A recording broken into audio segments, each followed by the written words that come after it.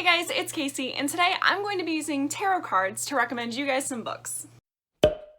So before we get too far into this, I just want to say I am by no means an expert in tarot. I just have a couple of decks and I think they're a lot of fun. So my interpretation of some of these cards is going to be a little bit loose. But my plan is to do a reading where I draw 5 cards just out of the major arcana. And then I want to recommend a book for each of the cards that fits what the card represents that I would recommend. So it's a pretty straightforward idea, so let's go ahead and draw some cards. Okay, so I am clearly terrible at shuffling when it is only part of the deck, but bear with me.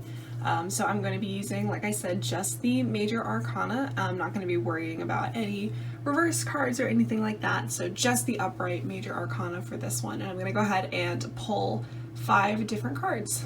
The first card I pull is the World, and the World represents completion, integration, accomplishment, travel, things like achievement, fulfillment, a sense of belonging, wholeness, and harmony with all things.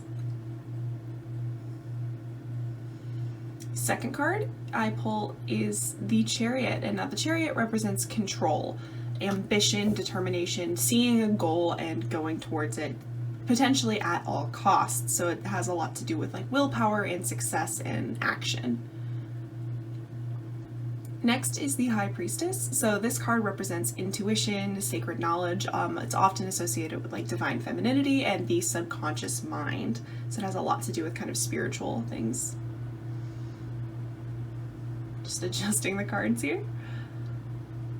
Fourth card is the Moon, and the Moon represents illusion, often again subconscious and intuition, a lot like the High Priestess, but this also has to do with like fear and anxiety and kind of the illusions that we are telling ourselves.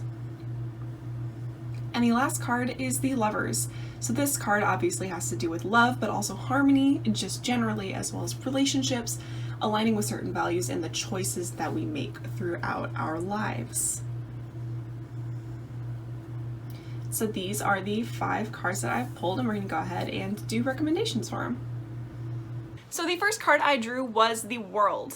And like I said, the World card represents kind of completion, fulfillment, accomplishment, as well as like travel and journeys and things like that. And so for that, I wanted to pick a book that I felt like was maybe a classic or something like that. Something that you as the reader would feel accomplished and like you've completed something when you finished reading it. But I also wanted to get something that tagged onto that kind of journey thing, and that's something that felt that very complete and cyclical to me.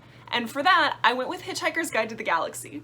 So this is one of my favorite books of all time, but this is a classic absurdist sci-fi book in which one day Earth is destroyed to make room for a hyperspace bypass, and our main character Arthur Dent follows his friend Ford Prefect, who is actually an alien, off of the world and goes on a journey across the galaxy. And to me, this book kind of represents the cyclical nature in tarot cards and the journey that a lot of it represents, especially the World card. This accomplishment, travel, this big sort of story, I feel like is represented in this. While this isn't some kind of huge epic, which I considered putting in for this spot, and while this book is completely absurd, it centers in on some of those themes that are present in the World card, like the sense of belonging, integration, and this nature of change. The next card I drew was the Chariot. And so this card represents ambition, drive, and winning at all costs, accomplishment, things like that. And this to me was one of the easiest cards to come up with something for. I actually had multiple ideas, but the one that I'm gonna go with is The Poppy War by R.F. Kuang.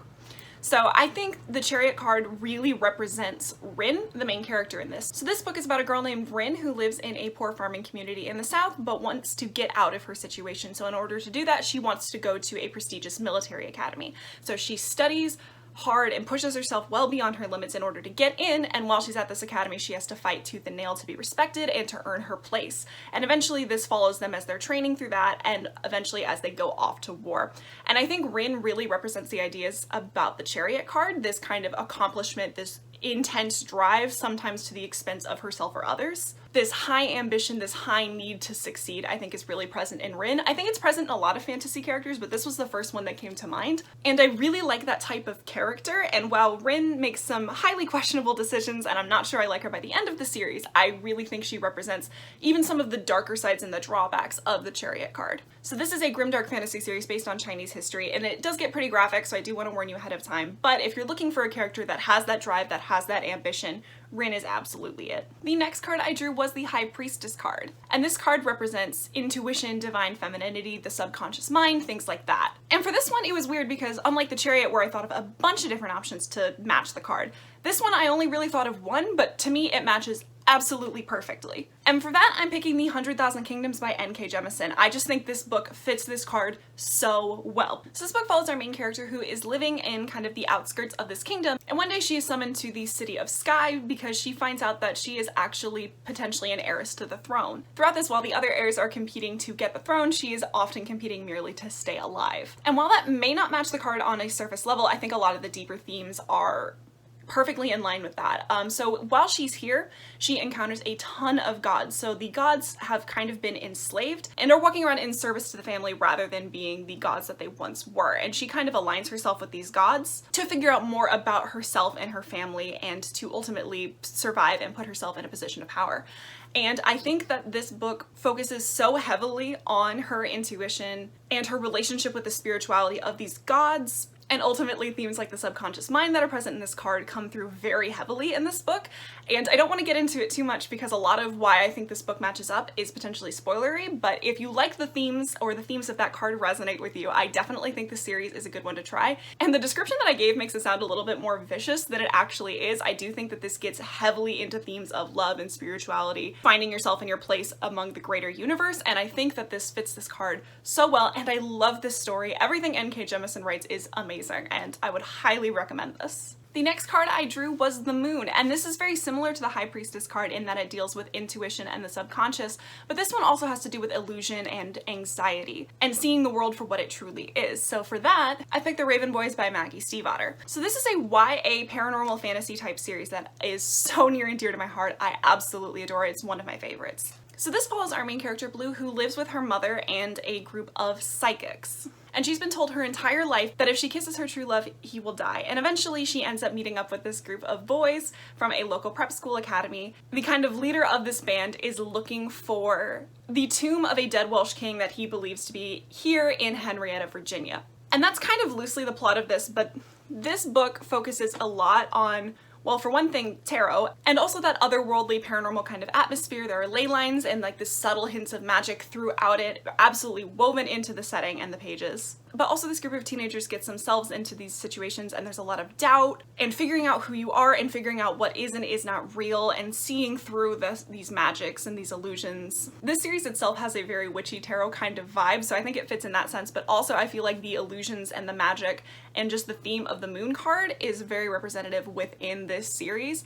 And the series is amazing and I would highly recommend it. Plus, I just want excuses to talk about it more because I love it so much. The last card I drew was the Lovers card, and this one does what it says on the tin. It's about love and relationships and another person, but it's also about choices and values and making decisions and living kind of with your heart. And so for this one, I've actually gone outside of the science fiction and fantasy genre. I know, it's a shock. But for that, I'm going to be picking Aristotle and Dante Discover the Secrets of the Universe. So this is a YA contemporary story that I absolutely love. It is so sweet. So this is about two boys, Aristotle and Dante, who meet one summer and eventually become very, very close, and they form a deep, meaningful friendship with each other. And throughout the course of this book, they learn a lot about themselves and who they want to be and the kind of people that they want to become, and they learn from each other and build this relationship in a really wonderful and absolutely beautiful way. I think I described this book as just like very quietly gorgeous when I read it. It's